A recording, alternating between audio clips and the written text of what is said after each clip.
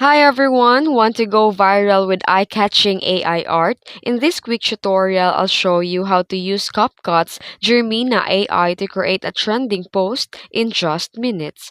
Let's get started. First, all you need to do is to open the CapCut app and tap on the AI Generate image under the Dreamina. And now once you're inside the tool, it lets you turn a text into a beautiful visuals. Just enter a viral prompt. Type a trending aesthetic prompt like this.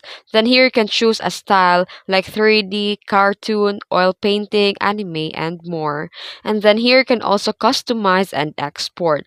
Customize your result by adjusting the aspect ratio, background, or generating variations. And once you're happy, tap Use in CapCut and start editing your post, add text, effects, music, and done. And just like that, you've created a viral ready post with AI art.